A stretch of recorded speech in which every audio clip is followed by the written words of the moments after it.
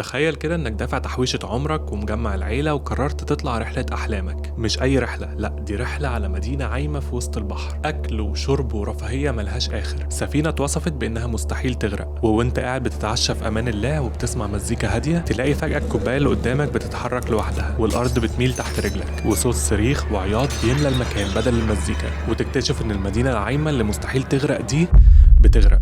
رغم ان المشهد ده شبه مشهد من سفينة مشهورة جدا، بس لا، انا هنا مش بتكلم عن تايتانيك ولا بحكي قصة من القرن اللي فات لما السفن كانت بدائية نسبيا ومش متطورة. انا بتكلم عن كارثة حصلت في عصرنا ده في عز التكنولوجيا والجي بي اس والرادارات. سفينة زي ما اتقال عن تايتانيك بالظبط كان بيتقال عليها انها مستحيل تغرق، والسفينة دي هي لاكوستا كونكورديا. سفينة عملاقة، اعجاز في هندسة السفن، بنائها اتكلف اكتر من نص مليار دولار، طولها قد 3 ملاعب كرة قدم مرصوصين ورا بعض، ارتفاعها زي برج 17 دور واكبر على فكره من التايتانيك نفسها. اتصممت باحدث التكنولوجيا في عالم السفن، وكانت كروز شيب، يعني كانت معموله انها تبقى منتجع ترفيهي بيعوم عليها مطاعم وسينما ومسرح وحمامات سباحه وسبا عملاق، كل حاجه ممكن يبقى حد محتاجها في اجازته. وشركه كوستا المالكه للسفينه دي كانت بتعتبرها جوهره الاسطول بتاعها، اهم سفينه عندها ويمكن اهم كروز شيب في العالم كله في الوقت ده. وطبعا سفينه غاليه وتكنولوجيا معقده زي دي الشركه مستحيل تشغل عليها اي حد، كانوا محتاجين قبطان بمواصفات خاصه جدا. وهنا جه الاختيار على الفتى الذهبي للشركه، الكابتن فرانشيسكو شكيتينو. اختيار كباتن تانيين استغربوا منه لان فرانشيسكو قبطان جديد، لكن فرانشيسكو رغم انه كقبطان هو جديد فعلا، لكن ما كانش جديد على البحر. ده من مواليد نابولي، مدينه ساحليه مشهوره بالبحاره، بدأ حرفيا من الصفر واتدرج في المناصب بسرعه الصاروخ، سرعه غريبه قوي ان حد يتدرج بيها من مجرد عامل على السفينه لقبطان، سرعه غريبه بشكل غريب بس عادي. المهم ان فرانشيسكو كان معروف بمهاراته العاليه جدا في المناورات الصعبه وكمان التحكم في السفن الضخمه، بس هو تسبب في حادثتين قبل كده في سفن اصغر من لاكوستا كونكورديا، حادثتين سهلين جدا، سهلين بشكل غريب بس عادي. اصل الشركه ما كانتش مخترعه عشان شطارته وبس، لا، اختاروه عشان كان واجهه، راجل وسيم شيك، لغته حلوه وكاريزمته عاليه جدا، بيعرف يخطف قلوب الركاب وخصوصا السياح الاغنياء اللي هم اهم حد على السفينه. والشركه كانت شايفاه نجم سينما في بدله قبطان، والشخص الوحيد اللي يليق يقف على دفه لاكوستا كونكورديا، جوهره الشركه. بس للاسف ما كانوش يعرفوا ان الثقه الزايده دي هي اللي هتتحول لغرور، وان القبطان النجم ده هيقرر في لحظة طيش انه يراهن بالسفينة دي كلها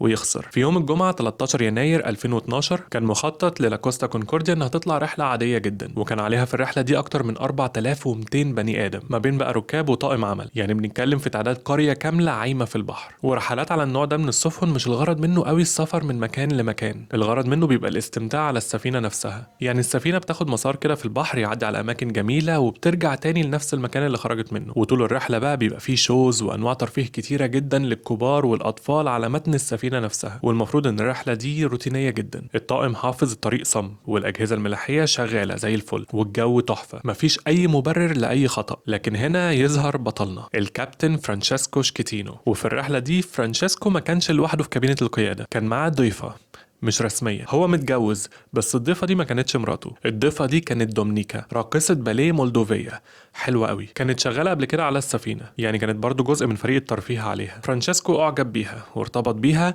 وحب يبهرها بقى ويوريها قد إيه هو مفيش قبطان زيه، وقد إيه هو مسيطر على المدينة العايمة دي بمنتهى السهولة، وإن هو أمير البحر بجد مش محمد هنيدي. المفروض إن السفينة دي كانت هتمشي في خط سير محدد وآمن بعيد شوية عن جزيرة إيطالية مشهورة اسمها جيليو، بس فرانشيسكو قرر يغير الخطة، قرر يعمل اكتر حركه ممكن قبطان على كروز شيب يتمنظر بيها، بيسموها لينشينو او التحيه. يعني ايه التحيه؟ يعني القبطان يقرب السفينه العملاقه دي من شط جزيره جدا وينور الانوار كلها ويضرب كلاكس، المفروض كده ان هو يعني بيحيي او بيسلم على الناس اللي في الجزيره، بس في الحقيقه سكان الجزر بيكرهوا الحركه دي جدا خصوصا لو كانت بالليل عشان مزعجه قوي. بس هو ما كانش مهم عنده مين يتضايق، المهم كان انه يبهر دومينيكا وكمان يبهر الركاب والسياح الاغنياء اللي على السفينه واللي على شط الجزيره، ويقولوا ياه شوفوا القبطان جامد جدا ده. وكمان هو قال انه عشان يسلم على واحد صاحبه قبطان متقاعد كان ساكن هناك. هي من الاخر حركه روشنه يعني، بس للاسف الروشنه دي هتدفعه وهتدفع العالم كله تمن غالي قوي. الطبيعي ان السفينه بعد ما بتطلع من المينا بمده صغيره بتشغل الاوتو بايلوت وبتسوق نفسها بقى على المسار اللي متحدد لها، وده اللي كان حاصل في الاول. بس بالليل الساعه 9:45 دقيقه في السفينه من تحت الركاب كانوا لابسين لبس سواريه شيك وقاعدين بيتعشوا في المطاعم الفخمه اللي في السفينه ويتفرجوا على الشوز اللي بتتعرض يقعد عليها. بس في كابينة القيادة فرانشيسكو كان بيعمل شو من نوع تاني. بكل ثقة أمر بتحويل القيادة من الأوتو بايلوت للوضع اليدوي، وأمر ضابط إندونيسي معاه من رتبة أقل إن هو اللي يمسك الدفة، وقفل أجهزة الإنذار الملاحية عشان ما تعملوش دوشة وتبوظ له بقى العرض اللي هو عايز يعمله ده. وعارفين الصاحب اللي لما يحب يتمنظر بمهاراته في السواقة يقوم مقرب قوي بالعربية من حد واقف كده، بعد كده يبعد في آخر لحظة، يعني يعمل نفسه هيخبطه وبعد كده يقوم عادل العربية فجأة. ده بالظبط اللي فرانشيسكو كان عايز يعمله، بس بسفينة عملاقة. يعني ما كانش عايزها تبقى لينشينو عادية زي اللي الكباتن التانية بيعملوها، لا بقى ده مع دومينيكا، فكان لازم يعملها بصعوبة أكتر. فقرب من الجزيرة زيادة عن اللزوم، زود السرعة، شغل أضواء السفينة. الضباط والمساعدين اللي معاه كلهم حسوا إن ده تهور، بس ما حدش فيهم قدر يفتح بقه، أصل مش هينفع نعترض على كلام الفتى الذهبي. والسفينة فضلت تقرب من الجزيرة، ولسه فرانشيسكو هيضرب الكلاكس ويعمل التحية، لمح بعينيه موجة بتتكسر كأنها بتخبط في حاجة. شكل الموجة دي أي حد بيشتغل في البحر هيعرف معناه إن في صخرة عالية الموج بيخبط فيها. فرانشيسكو زعق بأعلى صوت للضابط اللي ماسك الدفة: حاسب، اكسر الدفة يمين بكل قوتك. بس كان تو ليت.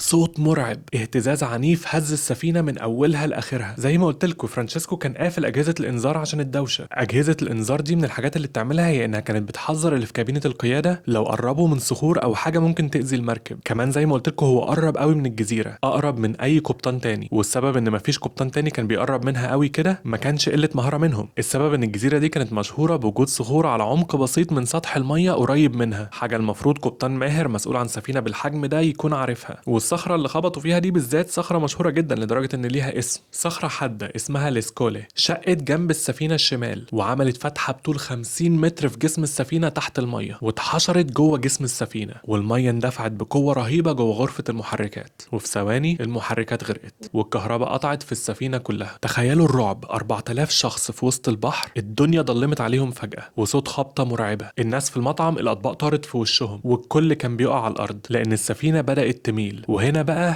تبدأ الكوميديا السوداء وتظهر شخصية فرانشيسكو الحقيقية. فرانشيسكو بحكم خبرته عارف على طول تأثير خبطة زي دي، فهم على طول ان كده المحركات خلاص ماتت وان السفينة بتغرق. فتتوقعوا عمل ايه؟ هل اعلن حالة الطوارئ على طول مثلا عشان الناس تجهز نفسها والطاقم بقى يوزع ادوات النجاة؟ هل طلب المساعدة من خفر السواحل؟ هل حتى اهتم يعرف الركاب الحقيقة؟ لا، فرانشيسكو مسك الميكروفون وقال للركاب بكل برود: سيداتي سادتي، في عطل كهربائي بسيط بنعالجه حاليا وهترجع الكهرباء فورا، كملوا عشاكم ما تقلقوش، الوضع تحت السيطرة. كارثة. اللي قاله ده في رأيي هو الجريمة الحقيقية اللي عملها. السفينة بتميل والناس بتتدحرج والوضع مفيش طريقة يتصلح بيها، وبدل ما تبدأ إجراءات النجاة بيقول عطل كهرباء، وعدى 45 دقيقة كاملة. 45 دقيقة غاليين جدا، كان ممكن تنقذ أرواح. 45 دقيقة فيها السفينة عمالة تتملي مية والقبطان لسه بيكابر ومش عايز يبلغ السلطات عشان خايف على سمعته وعشان عارف مصيره هيبقى ايه بعد الحركة دي. 45 دقيقة بيفكر ازاي يداري على الكارثة اللي عملها، مش ازاي ينقذ اللي على السفينة. بس الركاب مش هبل، اصل المركب بقالها 45 دقيقة عمالة تميل. الناس بدأت تتصل بالشرطة الإيطالية من موبايلاتها: الحقونا احنا بنغرق. الشرطة استغربت، مفيش قبطان سفينة بلغ بمشكلة على سفينته، فكلموا طاقم السفينة يسألوه: يا جماعة انتوا عندكم مشاكل؟ جالنا بلاغات من الركاب. فرد الطاقم بأوامر فرانشيسكو طبعا: لا تمام، شوية كهرباء قطع بس وهنحلها. فما كانش في سبب يخلي الشرطة ما تصدقش، والسفينة فضلت تميل لدرجة ان قوارب النجاة اللي في الجنب اللي هو تحت بقت متعلقة في الهواء ومش عارفين يوصلوا لها او ينزلوها للمية، وقوارب النجاة اللي هي في الجنب اللي فوق بقت لازقة في جسم المركب وصعب استخدامها. واخيرا وبعد ما الوضع بقى كارثي الطاقم اطلق صفارة الانذار، 7 قصيرة وواحدة طويلة، ودي في لغة البحارة معناها اخلوا السفينة فورا. والمشهد اتحول لعشوائية، الناس بتدوس على بعض، عياط اطفال، كبار سن مش عارفين يتحركوا، وناس من كتر اليأس بدأت تنط في البحر الاسود المتلج وتسبح ناحية الجزيرة اللي كانت قريبة الى حد ما. وفي وسط كل الرعب ده وفي عز ما الطاقم كان بيعمل كل حاجة عشان يلحق ينقذ الركاب، فجأة قالوا لنفسهم: ايه ده، هو فين كابتن فرانشيسكو شكيتينو القبطان بتاع السفينة؟ اصل المفروض القبطان هو اخر واحد بيسيب السفينة، صح؟ ده قانون البحر، ده العادي اللي كل الناس عارفاه، ده حتى على طول بنشوف في الافلام ان القبطان بيغرق مع سفينته، او على الاقل يتاكد ان اخر طفل خرج بسلام بعد كده يخرج هو. بس فرانشيسكو في وسط كل اللي بيحصل ده اختفى، فص ملح وداب. في الوقت ده قائد خفر السواحل الايطالي جريجوريو دي فالكو كان في مكتبه بيدير عملية الانقاذ، لانه كل ما يكلم السفينة بيرد عليه ضابط من رتب قليلة ومحدش عارف القبطان فين. وهنا جمع ان القبطان مش على السفينة، القبطان ركب قارب نجاة وهرب وساب الركاب لسه محبوسين جوه السفينة المايلة. فديفالكو عمل حاجة غريبة قوي، جاب رقم موبايل فرانشيسكو الشخصي واتصل عليه، والاغرب ان فرانشيسكو لقى رقم غريب بيتصل اتصل عليه وهو لسه هربان من سفينته اللي بتغرق، رد عليه بكل برود، والمكالمة اللي دارت بينهم اتسجلت وبقت تقريبا اشهر مكالمة في تاريخ ايطاليا. ممكن تدوروا عليها تسمعوها بالايطالي وبالصوت الحقيقي، بس انا هلخص لكم اللي حصل فيها بالعربي كده. ديفالكو بيصرخ في التليفون: شكيتينو انت فين؟ فرانشيسكو بيرد بصوت مهزوز ومرتعش: انا هنا، انا واقف في قارب نجاة وبشرف على الانقاذ من بعيد عشان يعني اعرف اشوف الصورة كاملة. ديفالكو اتجنن: هو ايه اللي من بعيد؟ ارجع على السفينة فورا، في ناس بتموت جوه، ارجع وقول لي عدد الاطفال والستات اللي لسه هناك. فرانشيسكو بدأ يماطل: اصل الدنيا ضلمة والسفينة مايلة ومش هعرف اطلع تاني. وهنا ديفالكو قال له الجملة التاريخية اللي من كتر ما اتشهرت في ايطاليا بقت بتطبع على التيشيرتات لحد النهاردة: فادا ابوردو، كلمة كده يعني ارجع تاني على السفينة يا كلمة كده. فرانشيسكو هنا قفل الخط وما رجعش طبعا. عارفين حجة فرانشيسكو كانت ايه لما سألوه في المحكمة هو ليه ساب السفينة؟ قال: انا ما كنتش عايز اهرب، انا اتزحلقت ووقعت جوه قارب النجاة بالغلط. ده حقيقي، انا مش بقول نكتة، ده اللي هو قاله فعلا.